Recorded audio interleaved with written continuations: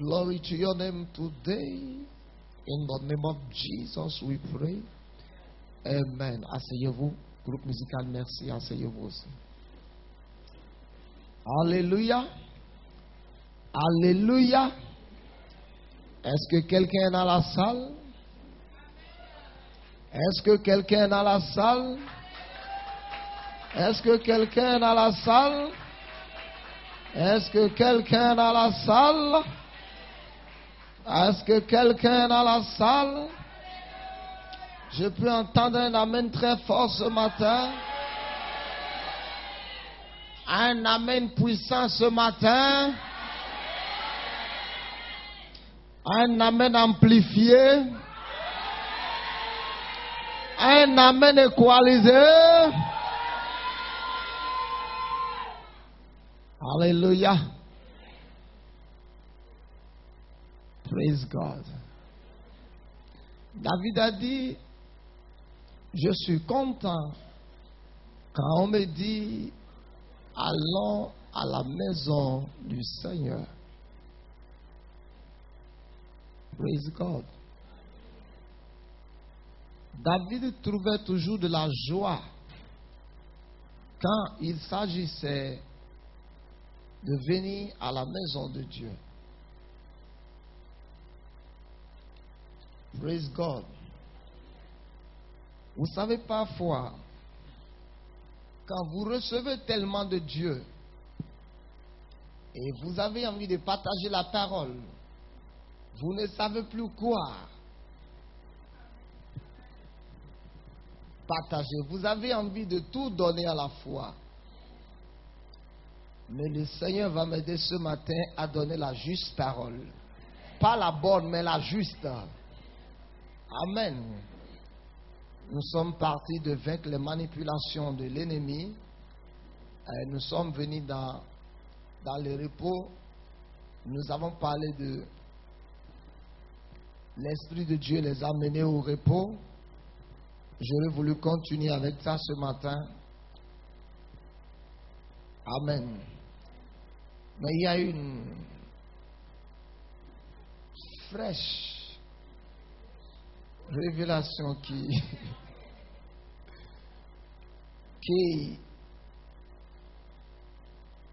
passe en moi depuis 2 semaines que je vais partager avec vous ce matin.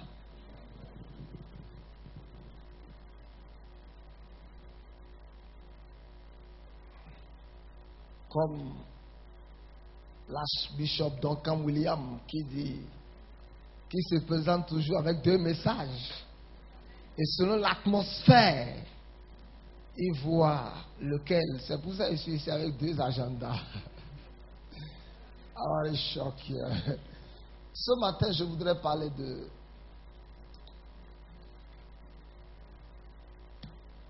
Nous allons apprendre une leçon dans le livre de Genèse au chapitre 4. Je voudrais parler de l'offrande d'Abel et de l'offrande de Caïn. La plupart du temps, nous parlons, Saint-Esprit de Dieu, que ces paroles ne soient pas mes paroles. Que ce soit tes paroles à ton peuple ce matin, au nom de Jésus-Christ. Amen. Vous voyez, quand nous lisons Genèse 4, nous parlons de l'offrande de Caïn, nous parlons de l'offrande d'Abel. Dieu a agréé l'offrande d'Abel, Dieu n'a pas agréé l'offrande de Caïn. Il y a beaucoup de choses autour de Genèse chapitre 4 que nous allons essayer de voir ce matin. Lisons Genèse 4 à partir du verset 1. Adam connut Ève sa femme, elle conçut et enfanta Caïn. Et elle dit, j'ai acquis un homme de par l'Éternel. Elle enfanta encore son frère Abel. Soulignez quelque chose. Vous voyez, à la naissance de Caïn, Adam a dit quelque chose. Il dit, j'ai acquis un homme de par l'Éternel. Elle enfanta encore son frère Abel. À la naissance d'Abel, il n'a rien dit. Amen. Il n'a rien dit. Regardez bien. Et il n'a rien dit. Elle enfanta encore son frère Abel. Abel fut berger et Caïn fut laboureur. Au bout de quelque temps, Caïn fit à l'Éternel l'offrande des fruits de la terre, et Abel de son côté en fit une des premiers-nés de son troupeau et de leur graisse. L'Éternel porta un regard favorable sur Abel et sur son offrande, mais il ne porta pas un regard favorable sur Caïn et sur son offrande. Caïn fut très irrité et son visage fut abattu. Et l'Éternel dit à Caïn, pourquoi es-tu irrité? Et pourquoi ton visage est-il abattu? Certainement si tu as bien agi, si tu as agi bien, tu relèveras ton visage. Et si tu as agi mal, je vais arrêter ma lecture là. Si tu as agi mal, si tu as agi bien, tu vas lever la tête. Si tu as agi mal, dis à quelqu'un, si tu as agi mal, dis à quelqu'un, si tu as bien agi, tu auras la langue facile pour parler. Tu vas regarder les gens en face. Mais si tu as mal agi, si tu as mal agi, si tu as bien agi, mais si tu as mal agi, si tu as bien agi, alléluia, Shabaya.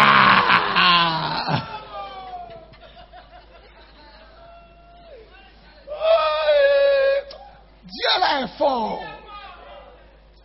Il connaît l'homme par cœur. Amen.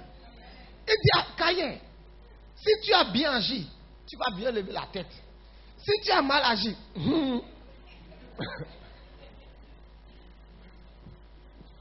la voie de l'excellence. La Bible dit à la naissance de Caïn, son père a dit, j'ai eu un enfant par l'Éternel. À la naissance d'Abel, il n'a rien dit. Ce qui veut dire que l'Éternel n'est pas impliqué dans la grossesse d'Abel ou quoi. Parce que quand il a eu le fils aîné, il dit, je l'ai eu par l'Éternel. Il a eu le second fils. Il n'a rien dit. Quand vous lisez le livre de Genèse, quand vous voyez les 4 femmes de Jacob, à tout moment où Léa enfantait, elle disait quelque chose. À tout moment que Rachel enfantait, elle disait quelque chose. Et jusqu'au moment où Léa a enfanté, je pense, Judas, Léa a dit, cette fois-ci, je louerai l'Éternel. Donc dans la Bible, les enfants, quand les enfants arrivent dans la Bible, le père devrait toujours dire quelque chose. Quand vous voyez à la naissance de Noé, on a dit quelque chose. On a dit celui-ci. Amen. Si je peux trouver, on va lire. Lisons. Je pense.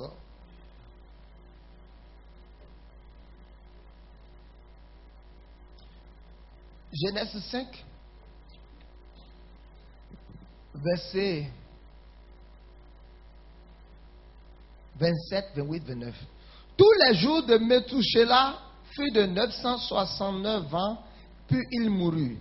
Le mec âgé de 182 ans engendra un fils. Il lui donna le nom de Noé en disant, celui-ci nous consolera de nos fatigues et du travail pénible de nos mains, provenant de cette terre que l'Éternel a maudite. Donc Noé était une forme de consolation. Amen.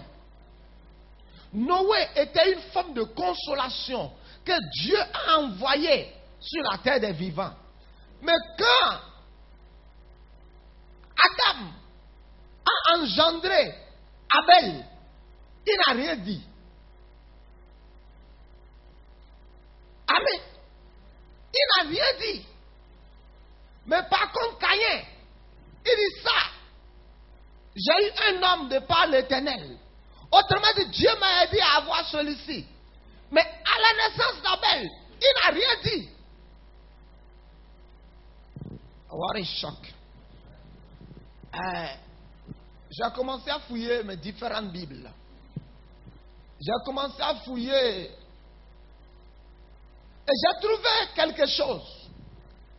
Caïn veut dire en quelque sorte acquisition ou possession. Acquérir ou. Maintenant, quand je cherchais ce que veut dire Abel, j'ai vu ailleurs exhalation, mais ce que j'ai vu exactement dans le dictionnaire hébreu, ou l'explication que j'ai vue sur Abel. Regardez, Abel veut dire, je vais vous donner la définition en anglais, puis je vais interpréter. Abel veut dire emptiness, vanity. Hein? Empty, vide. Abel veut dire vide, vanité, rien, zéro.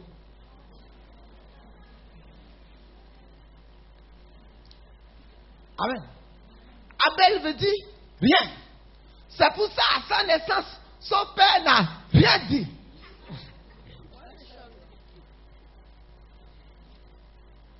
À sa naissance, son père n'a rien dit. Et monsieur ne rien a grandi. Et monsieur quelque chose a grandi. Et le monsieur rien est devenu végétarien. Monsieur est devenu berger. Monsieur quelque chose est devenu végétarien. Mangeant dans les restaurants végétariens.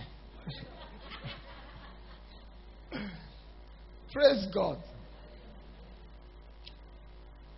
Que vous soyez végétarien ou pas, ce n'est pas ça qui vous rapproche de Dieu.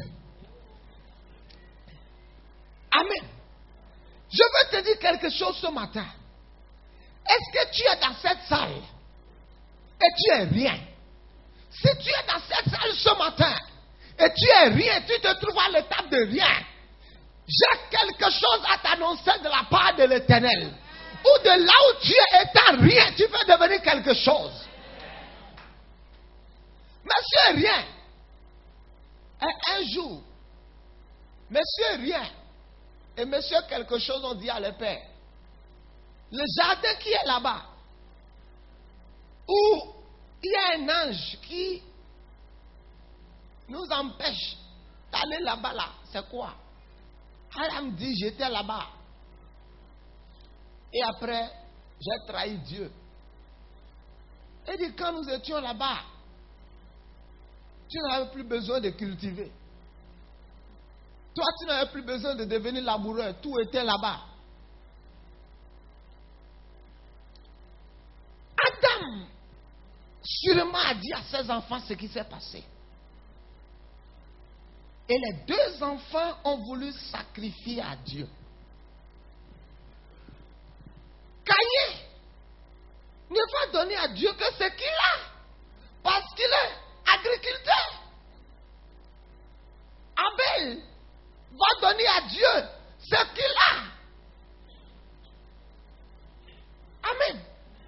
Abel va donner à Dieu ce qu'il a. Qu'est-ce qu'il a? Les brebis. Alors les deux ont sacrifié. Écoutez-moi attentivement ce matin. Les deux ont sacrifié à l'Éternel.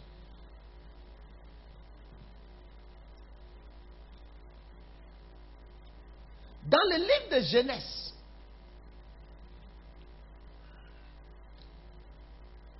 quand Adam a péché, Adam a constaté qu'il était nu. Et la Bible dit, Adam est allé prendre des feuilles d'un figuier pour se coudre un vêtement. Et quand Dieu est venu Dieu a dit à Adam, ta jupe que tu viens de coudre là, enlève-moi ça. La Bible dit l'Éternel a tué un animal et a utilisé la peau pour les coudre des vêtements. Caïn a dit, ok, le jour où mon papa était nu, il a fait recours aux arbres. Il a utilisé des feuilles pour cacher sa nudité. Abel a dit, quand l'Éternel est venu, il a tué un animal.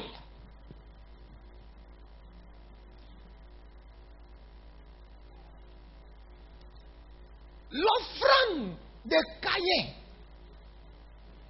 c'est la justice de l'homme. L'offrande de Caïn, c'est la stratégie de l'homme pour sortir de cette difficulté. L'offrande de Caïn, c'est le moyen de l'homme de plaire à Dieu. L'offrande de Caïn, c'est le chemin que l'homme a tracé pour lui-même pour accéder vers le trône de Dieu. La Bible dit dans le livre d'Hébreux, sans effusion de sang, il n'y a pas de pardon de péché. L'offrande d'Abel, c'est la justice de Dieu. Dans Ésaïe 64, lisons Ésaïe 64. Ésaïe 64.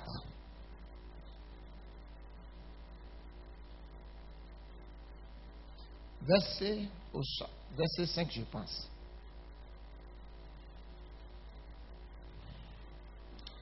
Et dit, nous sommes tous comme des impurs.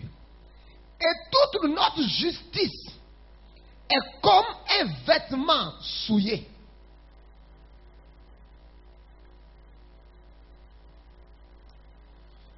Toute notre justice, amen, est comme un vêtement souillé.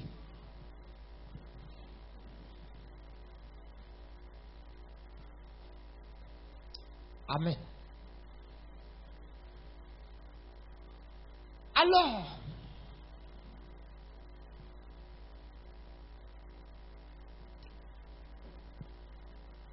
la Bible dit,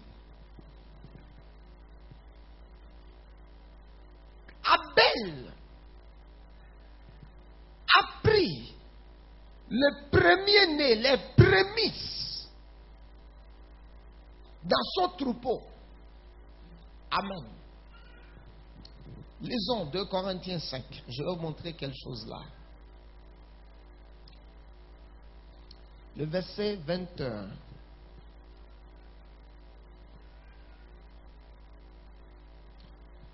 Celui qui n'a point connu le péché,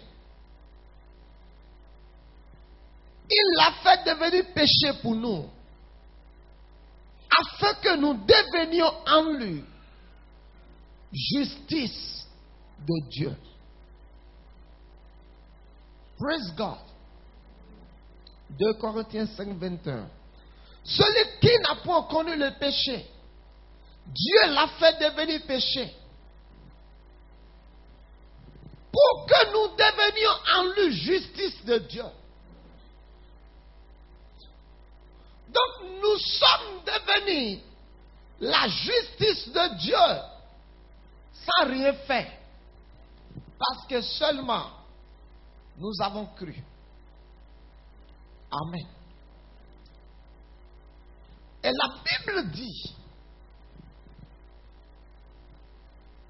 que l'Éternel porta un regard favorable sur l'offrande d'Abel et un regard défavorable sur l'offrande de Caïn. Laissez-moi vous dire, 2 explications que le Saint-Esprit m'a données. L'offrande de Caïn, c'est la voix de l'homme pour faire les choses de Dieu ou pour faire des choses pour Dieu. L'offrande d'Abel, c'est la voix de Dieu qu'il a révélée à l'homme, par laquelle l'homme doit faire les choses de Dieu. Écoutez et écrivez. L'offrande de Caïn,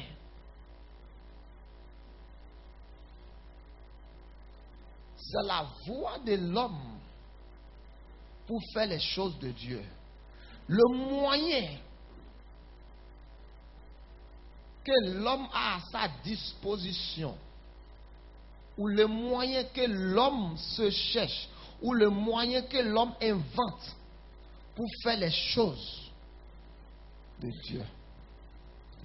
Tandis que l'offrande d'Abel, c'est la voix de Dieu qu'il a prescrit à l'homme pour faire ces choses. Si tu veux marcher dans l'excellence, ou si tu veux que les regards favorables de Dieu soient sur toi, tu dois cesser de faire les choses comme tu veux et faire les choses selon la manière que Dieu a prescrit de faire ces choses.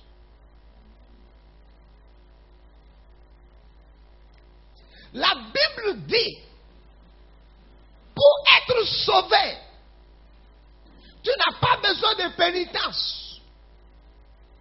Amen. Pour être sauvé,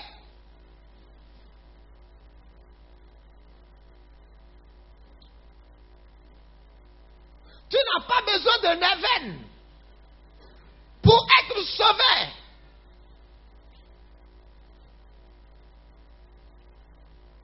tu as seulement besoin de venir au pied de la croix ou de venir à la croix.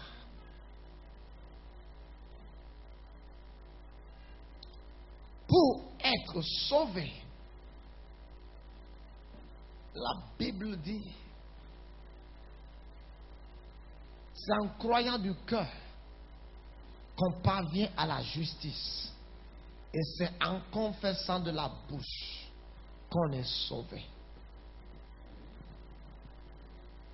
Si tu veux que les regards favorables de Dieu soient sur ta vie, tu dois apprendre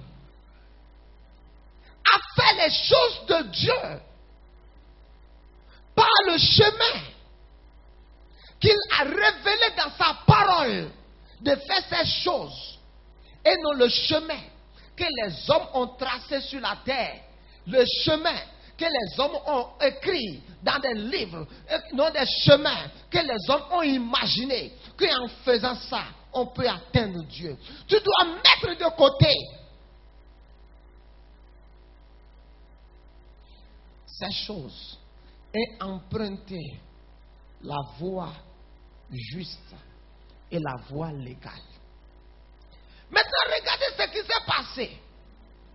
Le regard favorable de Dieu est parti si monsieur est rien. Et monsieur quelque chose. Les regards défavorables de Dieu étaient sur lui.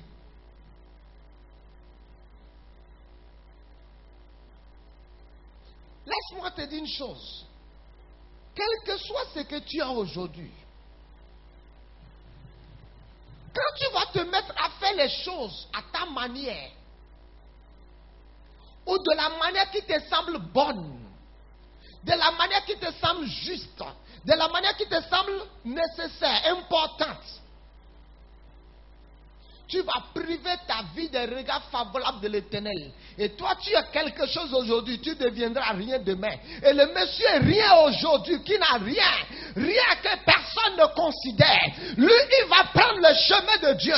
Il va décider de faire les choses par la manière juste de Dieu, que Dieu a révélé à l'homme de faire ces choses. Monsieur, rien va commencer à faire les choses de la manière de Dieu. Et monsieur, rien deviendra quelque chose de demain. Et monsieur, quelque chose aujourd'hui deviendra rien demain.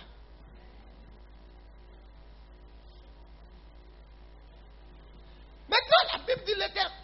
Comment Caïn a su que l'Éternel a porté un regard favorable? Il a vu les yeux de Dieu là-haut.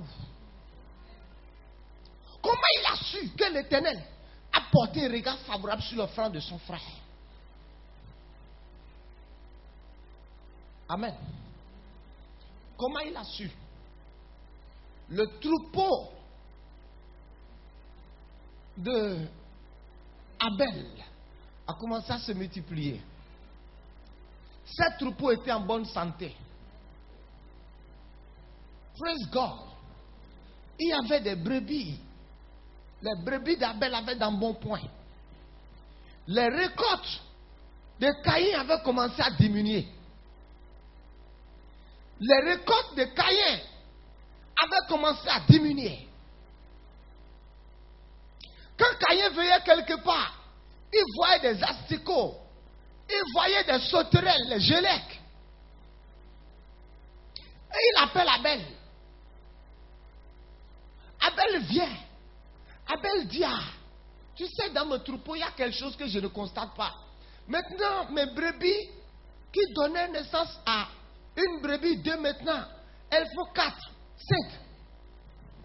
Et Caïn dit, hein. Et Caïn dit,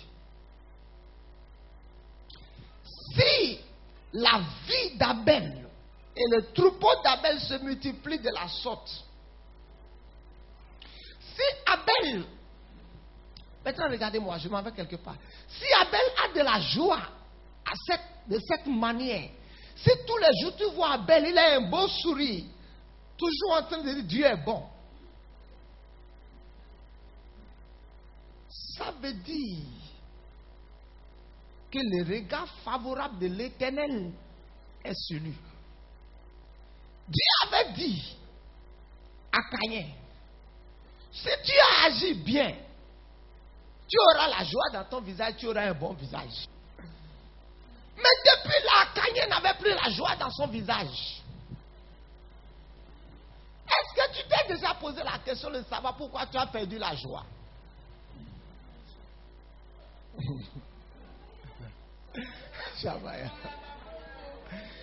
que tu t'es déjà posé la question de savoir pourquoi tu es triste depuis un certain temps? Est-ce que tu t'es déjà posé la question de savoir pourquoi malgré l'argent, malgré les différentes opportunités extérieures qui arrivent dans ta vie, est-ce que tu t'es déjà posé la question de savoir why you lost joy? Cette joie dont je parle, je ne parle pas d'une joie liée à quelque chose.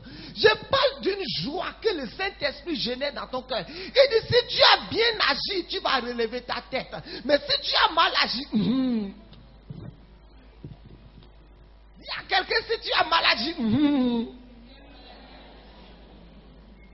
si tu as bien agi, tu vas beau, bien sourire. Mais si tu as mal agi, demande à ton voisin, est-ce que tu as mal agi en secret?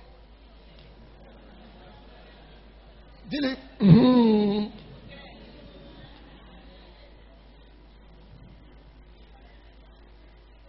Amen. Alors, la Bible dit, Caïn, qui est acquisition, qui est l'héritier d'Adam,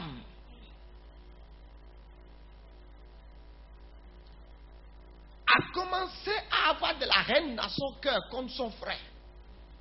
Et la Bible dit, un jour pendant qu'ils étaient seuls dans les champs, Caïn s'est jeté sur son frère. et a tué son frère. Et il a enterré son frère. Et son frère dit, même si tu m'as tué, je ne suis pas mort, je suis vivant. Parce que Dieu dit, hey, Caïn, où est ton frère? Il dit, je suis le gardien de mon frère. Vous savez qu'il y a des gens qui disent ça. Tu leur demandes quelque chose, il dit, si tu cherches quelqu'un, il est là-bas. Je suis son gardien. Il dit, je suis son gardien. Quelqu'un dit à Dieu, est-ce que je suis le gardien de mon frère? Et Dieu dit, Caïn, le seul qui a ouvert la bouche pour avaler le sang de ton frère, il dit, le sang de ton frère crie mieux jusqu'à moi. Et la Bible dit que le sang de Jésus crie mieux que le sang d'Abel. Le sang d'Abel criait vengeance. Le sang de Jésus crie miséricorde. Le sang de Jésus crie délivrance. Le sang de Jésus crie pardon. Le sang de Jésus dit, Père, ils ne savent pas ce qu'ils ont fait. Pardonne-les. Alléluia. Le sang de Jésus crie délivrance. Le sang de Jésus dit, j'aime pas couler pour juger. Je n'ai pas coulé pour faire périr. Il dit, j'ai coulé, alléluia, pour ramener l'homme à Dieu. Et je suis venu dire à quelqu'un, quel que soit ce que tu as fait, qui t'a empêché de relever le visage, quel que soit ce qui a, oh my God, enlevé la joie de ton cœur, si ce matin, tu peux dire non à l'offrande de Caïn et faire comme Abel, l'offrande d'Abel qui s'approchait de Jésus. La Bible dit, oh my God, my God, my God, my God. Il dit, celui qui cache ses transgressions ne prospère point, mais celui qui les avoue et les délaisse obtient miséricorde. Si Caïn avait dit, Seigneur, je te demande pardon, j'ai mal fait en te présentant cette offrande, Dieu allait le pardonner, mais il n'a pas fait cela. Alléluia. Je suis venu dire à quelqu'un ce matin que le sang qui a coulé à la croix n'est pas en train de crier jugement contre ta vie, mais le sang qui a coulé à la croix est en train de crier miséricorde en faveur de quelqu'un. Alors, monsieur rien est mort, mais continue de vivre. Monsieur quelque chose, il vit, il est mort. Dieu a dit, tu seras vagabond. Quand Dieu a prononcé la sentence sur lui, il dit, j'irai de gauche à droite. Si quelqu'un me tue, quelqu'un me va me tuer. Dieu dit non. Je ne vais pas te tuer. Je vais te laisser en vie pour que tu souffres. Il dit, je vais mettre une marque sur toi. De telle sorte que quiconque te verra ne te tuera pas. Et il dit, j'irai loin de toi. Quand vous présentez à Dieu le sacrifice de Caïn, vous allez perdre la joie. Vous allez commencer à développer le péché dans votre cœur. Vous allez perdre la présence de Dieu. Ou vous allez constater que la présence de Dieu en vous, c'est comme si Dieu n'est plus avec vous. Et en ce moment, vous allez commencer à vous culpabiliser. Vous allez commencer à vous accuser. Je vais vous montrer deux personnes dans la Bible. L'une qui a présenté le sacrifice de Caïn et l'autre a présenté le sacrifice d'Abel. La Bible dit, Dieu a dit à Saül, va à la guerre, détruis ce peuple, parce qu'ils ont fait du mal à mon peuple. Et la Bible dit, Saül est parti, a détruit le peuple, a ramené le roi vivant et a ramené les brebis grasses. Alléluia. Et le prophète est allé, écoutez-moi bien. Le prophète est allé. Il est venu à la rencontre du prophète. Il dit, j'ai fait comme l'Éternel m'a dit. Autrement dit, je suis allé par le chemin que l'Éternel m'a montré. J'ai emprunté le chemin que Dieu m'a montré. Et Dieu lui dit, l'obéissance vaut mieux que le sacrifice.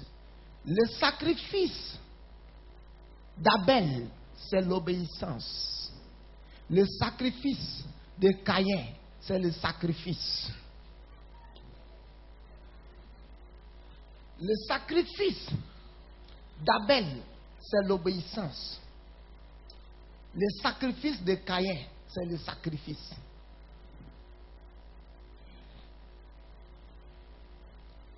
Alors, à partir de ce moment où le prophète a réprimandé Saül, la Bible dit quoi?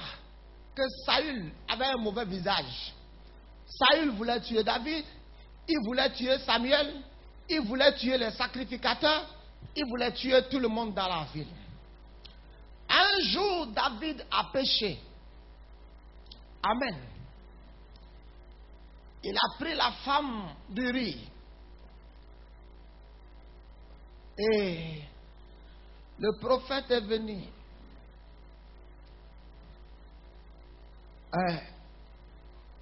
David est tombé par terre et a dit, oh Dieu, aie pitié de moi dans ta bonté. Psaume 50. Au moins le péché de David nous a donné Psaume 51. Le péché de Saül nous a donné quel psaume?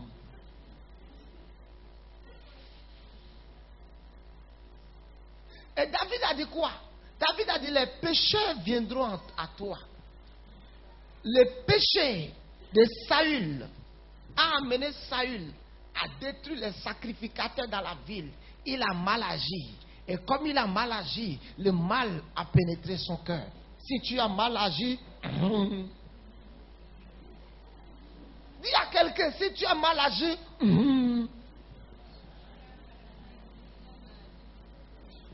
et une deuxième fois, David a commis un autre péché. David a commis un autre péché. Groupe musical.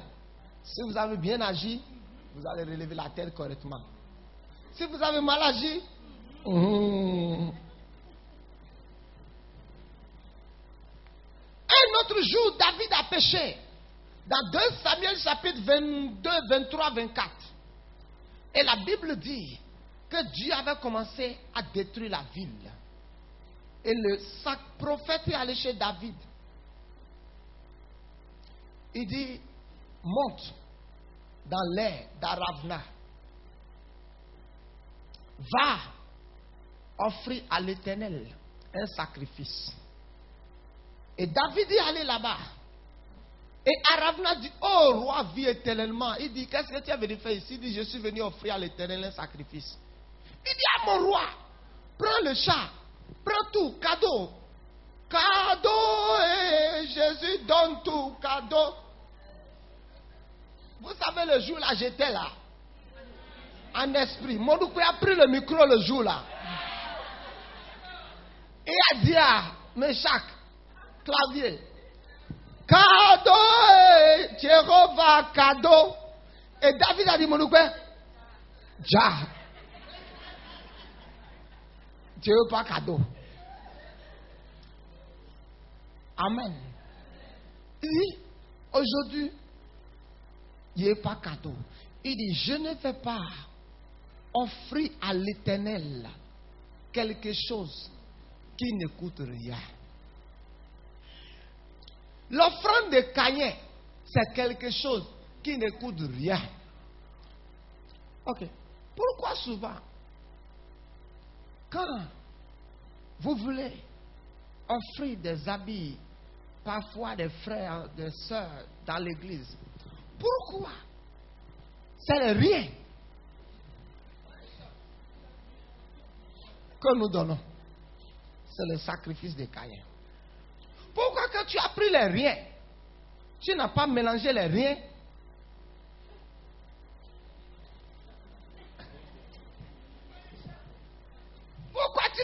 pris de rien, de quelque chose pour équilibrer.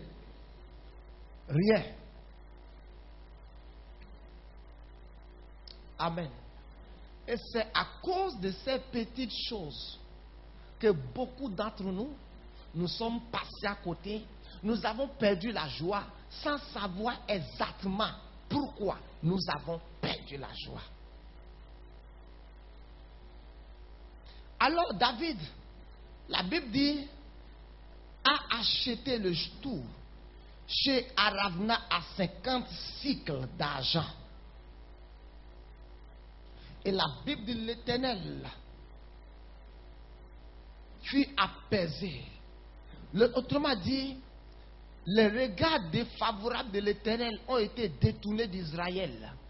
Et les regards favorables de l'Éternel sont revenus en Israël. Et l'Éternel a été apaisé. Qu'est-ce que nous pouvons tirer?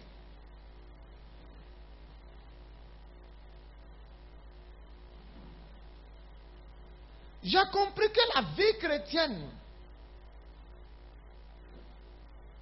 ce n'est pas une religion ou quelque chose dans laquelle nous faisons les choses comme bon nous semble ou comme nous jugeons de le faire. Nous faisons les choses comme le livre saint nous impose de le faire. Alors, si tu veux devenir Caïn, fais comme tu veux. Si tu veux devenir Abel, fais comme la parole te l'a dit. Regardez, un jour, David est allé voir le prophète. Il dit, j'ai l'intention de bâtir une maison en l'honneur de l'Éternel. Et Dieu dit, le prophète lui a dit d'abord, fais tout ce que tu veux, le Seigneur avec toi. Maintenant, la nuit, Dieu a parlé. Dieu dit, va dire à David, ce n'est pas lui qui me bâtira une maison à cause du sang qu'il a versé. Mais quand j'étudie bien ma Bible, David n'est allé tuer personne de lui-même. Il a soutenu les guerres de l'Éternel. Amen. Mais vous savez, Uri, quand vous prenez le nom de Uri en hébreu, la fin de son nom veut dire la gloire de Dieu. He killed the glory of God. Ma prière pour toi ce matin, que tu ne détruises pas la gloire de Dieu dans ta vie. Que la gloire de Dieu dans ta vie, tu n'utilises pas ta main pour la plonger dans la poussière. Que la gloire de Dieu sur ta vie, toi-même, tu ne la prends pas et que tu ne l'enfonces pas dans la boue. Alors, le prophète est allé dire, David, ce n'est pas toi qui vas me bâtir un temple. Autrement dit, je ne veux pas ton sacrifice. Il dit, c'est ton fils qui le fera. Et David a obéi à la parole de Dieu. Ce qui veut dire, l'obéissance de David était le sacrifice d'Abel.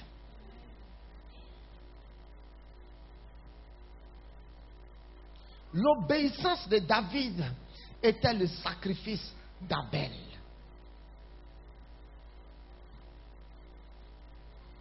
Et c'est pour ça que vous allez voir que David, même jusqu'à la fin de sa vie, il prophétisait même étant sur le lit. Il dit, l'Esprit de l'Éternel a parlé par ma bouche. Vous verrez ça dans 2 Samuel 23. L'Esprit de l'Éternel pouvait encore parler dans sa vie, par sa bouche, pendant qu'il était sur le lit, pendant qu'il était à quelques jours de sa mort. L'Esprit de l'Éternel pouvait encore parler. Si tu agis bien, tu vas relever ta tête. Mais si tu agis mal, tu vas baisser ta tête. Et je suis venu te donner cette parole ce matin, afin que cette parole puisse t'amener ce matin à relever ta tête. Et que tu puisses t'éprouver et regarder ton cœur et voir Où est-ce que tu as fait comme Caïn? Depuis le jour où Caïn a sacrifié, Caïn n'avait plus la joie.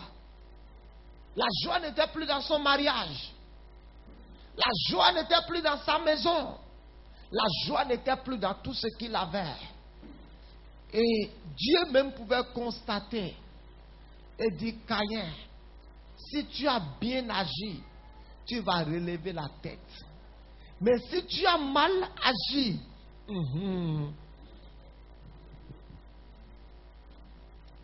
dis à quelqu'un, si tu as bien agi, tu vas relever la tête. Si tu as mal agi, amen. Maintenant, quand nous regardons dans le livre de Genèse au chapitre 4, pourquoi Abel et Caïn étaient en train de sacrifier à Dieu?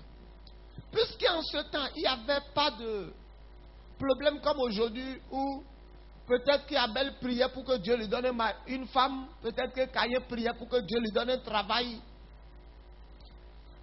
Pourquoi? Amen. Pourquoi les deux ont sacrifié à l'Éternel?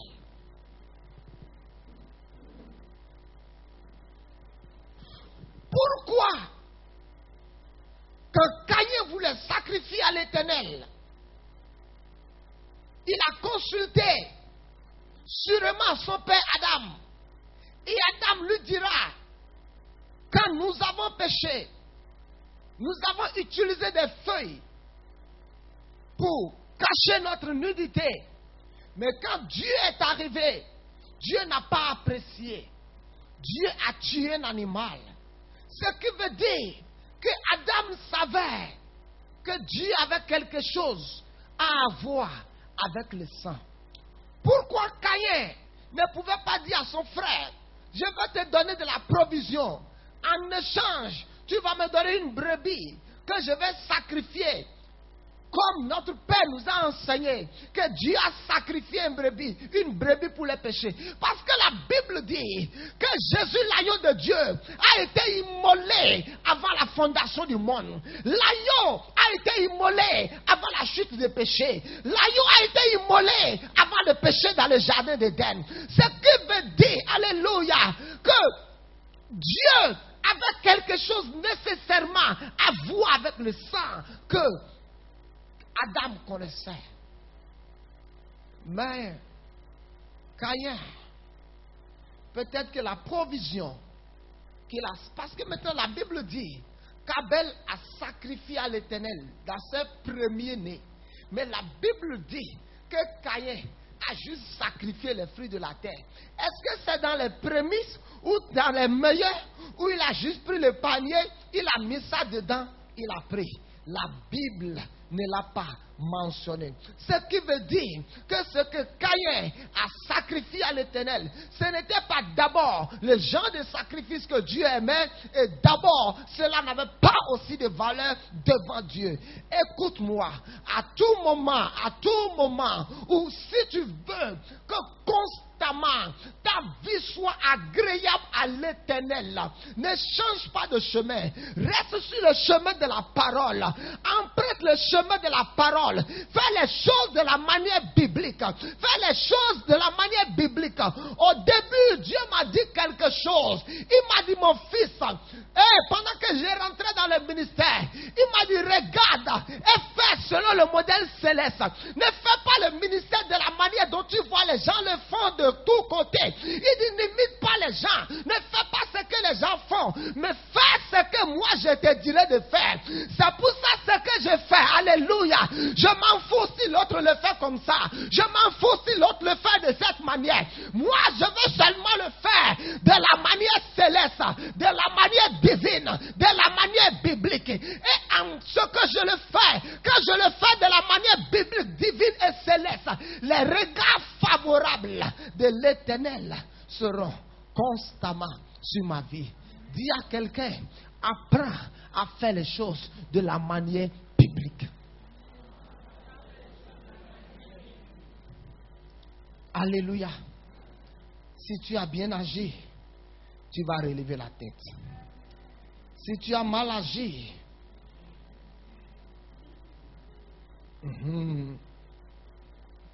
praise God. Alors, ce qui est sûr, c'est Caïn n'avait pas tué Abel. Abel était déjà quelque chose et allait devenir plus que quelque chose. Amen. Parce que Caïn a vu que Abel avait commencé à prospérer plus que lui.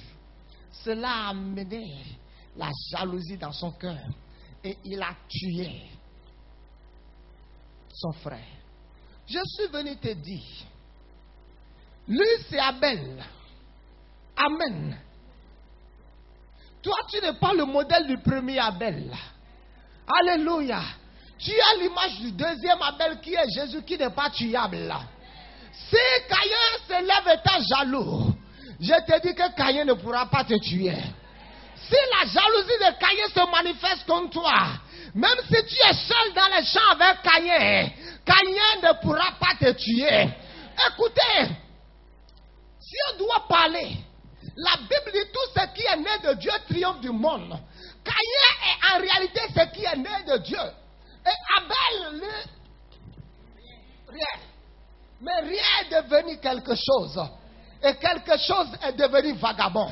Ma prière pour toi ce matin, en tant que père apôtre dans cette maison, quel que soit ce que tu es ce matin, que le péché de Caïn ne t'amène pas à devenir vagabond.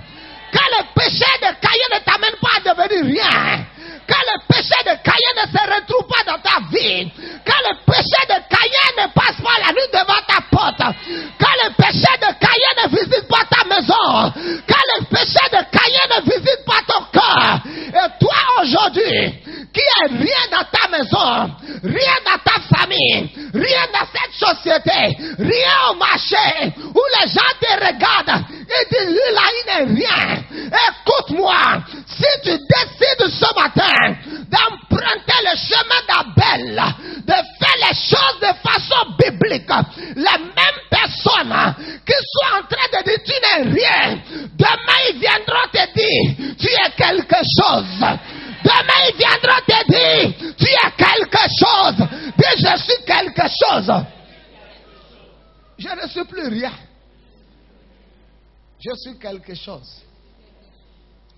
Apprenez à faire les choses de la manière biblique, céleste et divine. Amen. Amen. Et si vous faites comme ça, il n'y a pas de raison que les regards favorables de Dieu ne soient pas sur votre vie 24 heures sur 24 heures. 24 heures sur 24 heures, les regards favorables seront sur toi. Mais à partir du moment où les regards favorables de l'Éternel se détournent de vous, écoute, même si votre amour est rempli de dollars, d'euros, de livres sterling, de pounds, de monnaies coréennes, sud-africaines, South Africa, Sidi, Qatar, vous allez perdre la joie. Amen. Vous allez perdre la joie. Regardez ce que David dit. Psaume 51. Je vais conclure avec ce verset.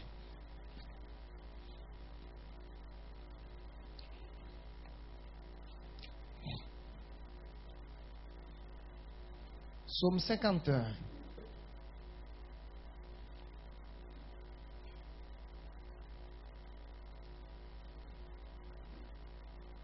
Lisez le verset 14.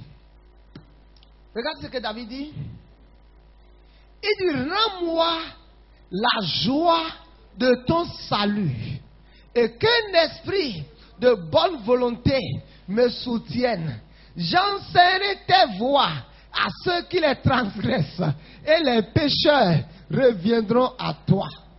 Saül n'a pas eu de somme, n'a pas eu quelque chose pour encourager Dieu, pour dire à Dieu, si tu me pardonnes cette fois-ci, quand beaucoup de personnes vont regarder à moi, vont regarder vers moi, ils vont se repentir aussi. Mais Saül, tout ce qu'il a fait, c'est de tuer les sacrificateurs, c'est de tuer les serviteurs de Dieu qui étaient dans la ville. Parce que la haine, la colère, la jalousie étaient déjà rentrées dans son cœur. Pourquoi? Parce qu'il a perdu la joie du salut. Parce que la présence de Dieu l'a quitté. Quand la présence de Dieu dans notre vie a attristé, quand nous avons frustré la présence de Dieu, quand nous avons éteint le feu de Dieu dans notre vie, la joie du salut quitte notre cœur. David a dit, restaure en moi la joie du salut. Maintenant, David parle de quelle joie? David avait beaucoup de femmes, beaucoup de concubines. Il y avait encore du méchoui dans son palais. Il y avait encore de la crème dans son palais. Écoute-moi. La Bible dit la vie d'un homme ne consiste pas dans l'abondance des biens qu'il a.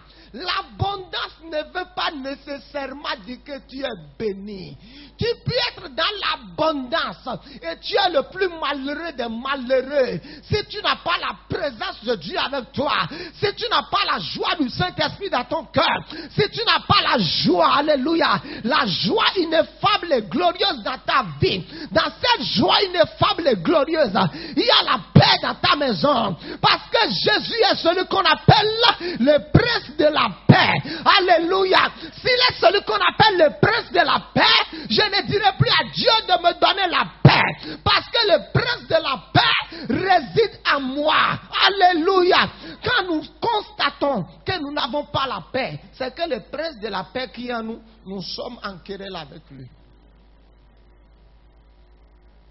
Si vous ne payez pas vos factures d'électricité, la SBE viendra vous couper. Amen. Ce qui veut dire que vous avez des problèmes avec la SBE. Dieu veut restaurer en toi ce matin la joie du salut. Cette joie qui est partie de ton cœur sans raison. Tout ce que tu fais, tu essaies d'avoir un bon sourire. Mais toi-même, tu sens au-dedans de toi-même que ça ne va pas. Dieu va restaurer cette joie dans ta vie ce matin. J'ai dit cette joie, Dieu va la restaurer dans ta vie ce matin. Vous savez, parfois. Oh. Amen. Il arrive des moments où ça se passe constamment avec moi, ça se passe constamment avec la First Lady. Je peux mal lui dire quelque chose. Et au-dedans de moi, amen, le patron qui est en moi me dit demande pardon. Et je dis est-ce que quelqu'un va demander pardon comme ça? Tous les jours, pardon. Et tu sais, tout ce que tu essaies de faire, surtout quand c'est la nuit, quand tu te couches, quand tu mets le pain, tu ne dors pas. Quand tu tournes à gauche, tu ne dors pas. Quand tu mets le drap comme ça, tu ne dors pas. Oh, tu allumes la télé, tu ne dors pas. Amen. Quand la voix douce te dit, vous savez, Dieu ne nous demande pas de grandes choses. Et vous voyez, de temps en temps, quand c'est comme ça, je dis, chérie, tu sais, pardonne-moi pour ce que j'avais dit tout à l'heure. C'est difficile à dire parfois. Mais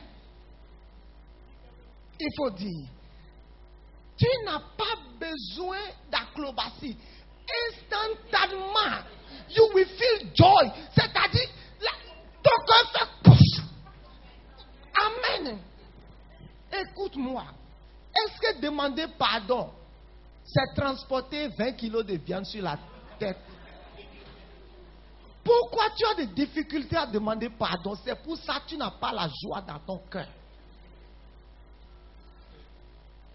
C'est pour ça la joie a quitté ton cœur. Et tu ne sais même pas ce que tu as. Amen. Tu rentres sur l'ordinateur, tu tapes. Tu Tu joues la musique là, tu n'es pas satisfait. Tu enlèves, tu mets l'eau dans ta voiture, tu n'es pas satisfait. Tu changes l'eau, tu changes de fréquence de radio, tu changes, tu zappes. Tu es dit, si tu as mal agi, tu ne devais pas être tourmenté, agité comme ça. Il dit, si tu as mal agi, tu vas baisser la tête. Mais si tu as bien agi, tu seras free dans ton cœur, free dans ton corps, free dans ta bouche, free sur tes yeux, où tu ne seras pas malheureuse toute seule. Je suis venu dire à quelqu'un ce matin, Dieu me dit de te dire, si tu as bien agi, tu vas relever ta tête. Mais si tu as mal agi,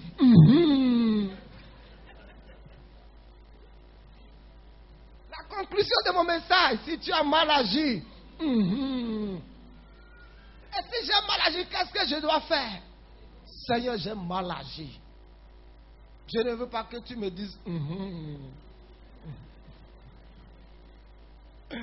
Amen. Je réfléchissais sur le message là depuis 2 semaines. Oh monsieur, écoutez, c'est important ce que je vous dis. À la naissance d'Abel, il n'y a pas eu de prophétie. À la naissance de Jean, il y a eu des paroles. On dit, celui-ci, il dit, il sera pour toi un sujet de joie et d'allégresse. À la naissance de Jésus, on a dit le sauveur. Quand on a amené Jésus dans le temple pour la dédicace, le prophète a prophétisé sur sa vie. Mais à la naissance d'Abel, rien. Écoute-moi. Si tu es même rien aujourd'hui, 0, la première chose que tu dois faire, c'est de t'accrocher à la justice de Dieu, qui est Christ. Et celui qui t'a déclaré juste, à partir du moment où tu viens à Jésus, tu n'es plus rien, tu es quelque chose. Et étant en Christ, marche maintenant sur les principes de Jésus. Que le Seigneur te bénisse.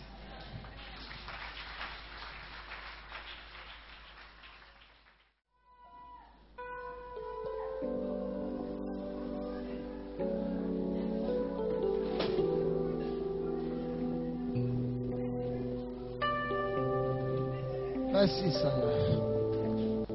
Saint-Esprit, merci. Merci Papa pour ta parole. Seigneur, sois glorifié ce matin. Dieu vivant, nous te disons merci ce matin. Que la faveur de Dieu puisse se démontrer, puisse se manifester, puisse se révéler dans la vie de quelqu'un cette semaine-ci. De façon spéciale. De façon spéciale. Certaines choses vont se passer dans ta vie cette semaine-ci. Et quand tu vas ouvrir la bouche, la première chose que tu diras, toi-même tu diras ça, c'est la faveur de Dieu. Écoute-moi, tu diras ça cette semaine-ci. Cette phrase que je viens de répéter, tu vas la répéter cette semaine-ci à plusieurs reprises. Tu vas la répéter cette semaine à plusieurs reprises. Tu diras ça, c'est la faveur de Dieu. You will say so.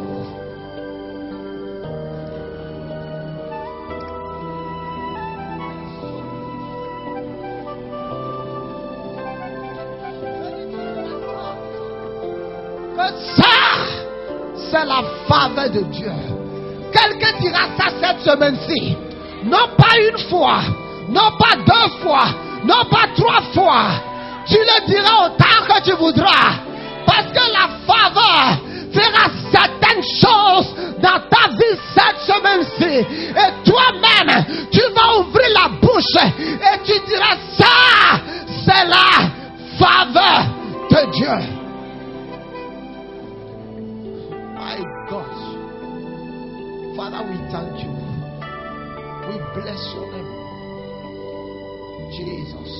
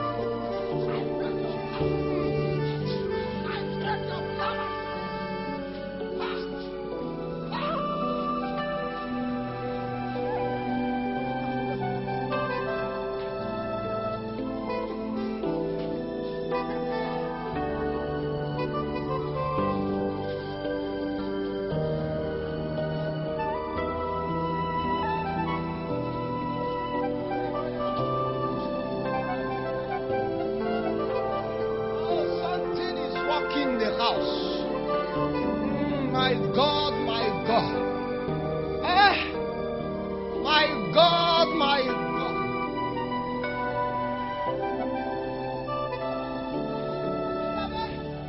Écoutez-moi, fermez vos yeux. Ce matin, j'ai dit, Seigneur, que ta plénitude se manifeste dans cette salle. Si ta bouteille était à moitié, tu vas quitter cette salle remplie. Et sois rempli maintenant de la plénitude. Recevez la plénitude maintenant. Que ta coupe déborde. Recevez les débordements. Recevez maintenant les débordements de la puissance, de la grâce et de l'onction. Recevez maintenant. Je dis recevez.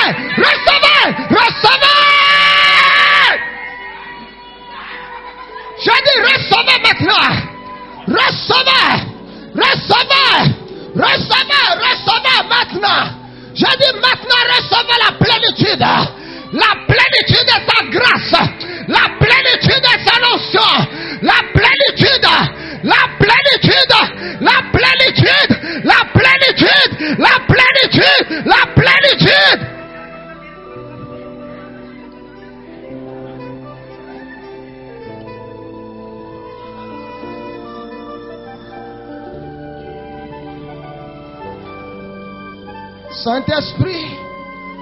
Saint-Esprit de Dieu.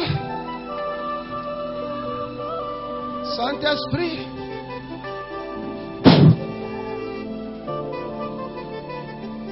Oh, merci. Nage dans la plénitude maintenant.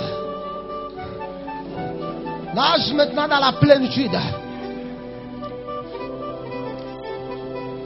Que ta rivière déborde maintenant. Qu'il y ait du débordement maintenant. Qu'il y ait du débordement. Qu'il y ait du débordement. Qu'il y ait du débordement. Qu'il y ait du débordement. Qu'il y ait du débordement. Qu'il y ait du débordement. Qu'il y ait du débordement. Qu'il y ait du débordement. Qu'il y ait du débordement. Qu'il y ait du débordement dans la salle. Qu'il y ait du débordement de la grâce et de l'onction. Qu'il y ait du débordement dans la salle. Qu'il y ait du débordement.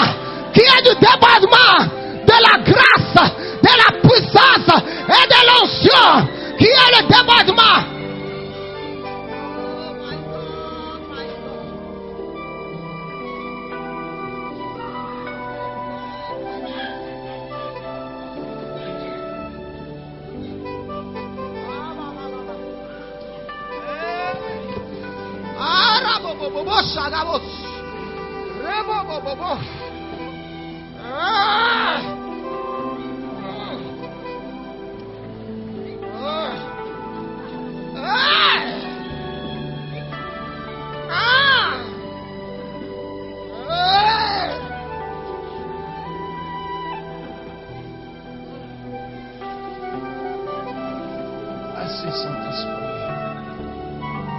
Merci Seigneur. Saint-Esprit de Dieu, merci. Kaba Santa Lebro Shekete. Mekoto Korobo Santa Labro. Prenez l'enfant chez le. Ouais, donne l'enfant. Yeah.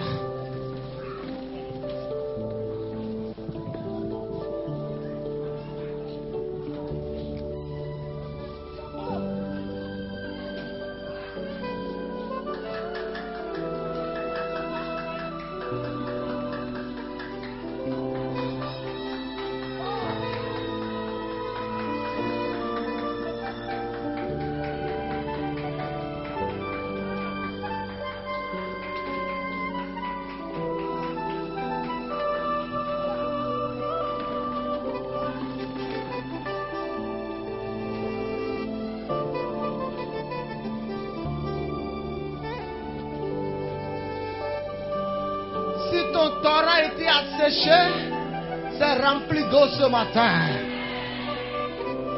Si ta citerne était vide, c'est rempli d'eau ce matin. Si ta coupe était vide, je déclare qu'elle est remplie ce matin. Oh.